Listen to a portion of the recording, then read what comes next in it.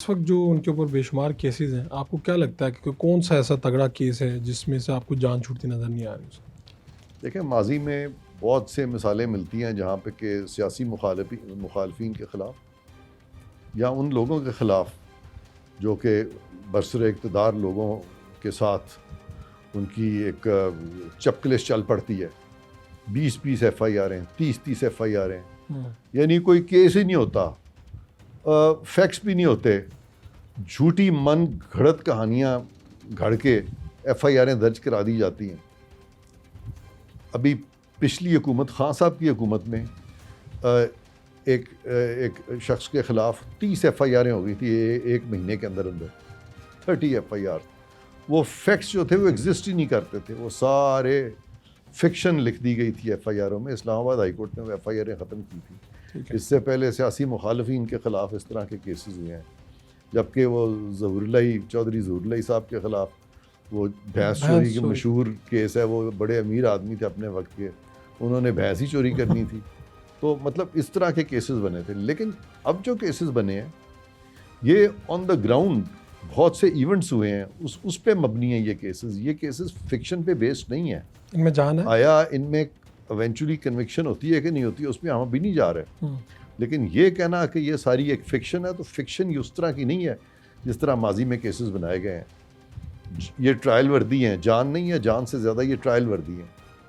مثلا 9 مئی کے واقعات جو ہیں آپ نے ہم نے خود دیکھے، اور وہ 3 بجے سے لے کے 7 بجے تک کی ونڈو جو تھی پاکستان میں، 3 PM to 7 PM، جتنی بھی فوجی تنصیبات تھیں، لاہور سے لے کے کراچی سے، میاں والی سے، ملتان، اور جتنے بھی بڑے بڑے ہمارے شہر ہیں وہاں پہ فوجی تنصیبات پہ اس 4 گھنٹے کی ونڈو میں حملہ آور ہوئے یہ لوگ. کیا وہ سارا فکشن تھا؟ بالکل فکشن نہیں تھا. یہ آن دا گراؤنڈ یہ چیزیں ہوئی ہیں، ٹھیک ہے نا. اس کے پیچھے کوئی تھا نہیں تھا، وہ سارے فیکٹس جو ہیں وہ بھی اس وقت منظر عام پہ آ رہے ہیں. یہ جو توشہ خانہ کا میٹر ہے، آپ نے جب خود ریاست مدینہ کی بات کی تھی اور آپ نے کہا تھا کہ میاں نواز شریف جو ہیں ان کا وہ ایک اقامہ نکل آیا تھا اور اقامے کے ساتھ کہا گیا تھا کہ بیٹے سے تنخواہ نہیں لی. تو جب یہ سٹینڈرڈز جوڈیشری نے سیٹ کر دیے کہ جی ایک ایسٹ جو کہ میاں صاحب کا تھا ہی نہیں، اس کو بھی اسٹریچ کر کے بلیکس لا ڈکشنری سامنے رکھ کے تو اوور اسٹریچ کر کے ان کا ایسٹ بنا دیا اور اس کو نان ڈیکلیریشن میں لیا. تو یہاں پہ تو کروڑوں روپے کے یہ جو تحفے تھے ان کو ظاہر نہیں کیا گیا الیکشن کمیشن کے سامنے. تو یہ بھی کوئی مفروضے پہ بیس کیس تو نہیں تھا. اسی طرح سے القادر ٹرسٹ، پھر وہ جو 190 ملین پاؤنڈز جو تھے وہ کس طرح سے ریاست پاکستان کے ایک انڈیویجول یا ایک گروپ اور ایک فیملی کی لائبلٹیز کو ڈسچارج کرنے کے لیے وہاں داخل ہو گئے، اور اس میں بھی کیبنٹ سے یہ بات ساری چھپائی گئی. تو یہ تمام جو کیسز ہیں یہ کوئی ہوا میں نہیں بنے ہوئے. یہ بالکل اگر یہ اس میں فائنلی بری ہوتے ہیں یا اس میں کرمنل انٹینٹ ان کا نہیں ملتا، وہ بات کی بات ہے.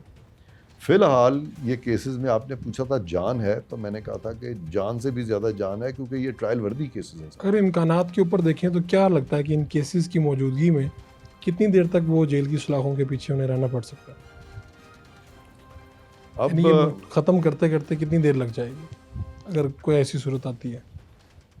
یہ تو کیسز جو ہے اپنے منطقی انجام کو پہنچیں گے. تو یہ 5 سال جو ہے ان کے اگلے، اس میں تو اپیرنٹلی تو مجھے یہ یعنی سیاسی افق پہ تو یہ نظر نہیں آ رہا ہے. ہاں، ان کی پارٹی جو ہے آیا وہ رہے گی کہ نہیں رہے گی، وہ ایک کویسچن مارک ہے.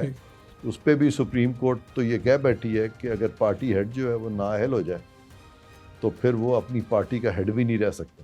یہ میاں صاحب والا میاں صاحب کے کیس میں کہا ہے سپریم کورٹ نے. تو ان کی بھی کوئی حیثیت قائد والی ہو سکتی ہے؟ قائد والی بھی پھر کیسے ہوگی نا، ان کے بیچ میں سے بھی تو اب لوگ جو ہیں ان کو کچھ چھوڑ رہے ہیں کچھ نہیں. لیکن یہ ایک چونکہ بہت سیاسی سوال ہے اور میں اپنے آپ کو سیاست میں ایکسپرٹ نہیں سمجھتا، اور پاکستان میں یہ میوزیکل چیئر چلتی رہتی ہے کہ ایک شخص ایک وقت میں وزیر اعظم ہوتا ہے اور پھر بعد میں کچھ دیر وہ باہر چلا جاتا ہے یا پابند سلاسل ہوتا ہے اور پھر واپس آ جاتا ہے. لیکن جو اچھی چیز ہوئی ہے پاکستان پالیٹکس میں یہ ہوئی ہے کہ پاکستان پیپلز پارٹی اور پاکستان مسلم لیگ نون، ان کے درمیان بہت خلیج تھا اور بہت آپس میں ایک یعنی فاصلے تھے خلیج بھی تھا اور دشمنی کی حد تک وہ کم ہو گئے. اتنا زیادہ وہ ایک دوسرے کو ناپسند کرتے تھے وہ بالکل ختم ہو گیا. وہ شیر و شکر ہو گئے, اکٹھے ہو گئے.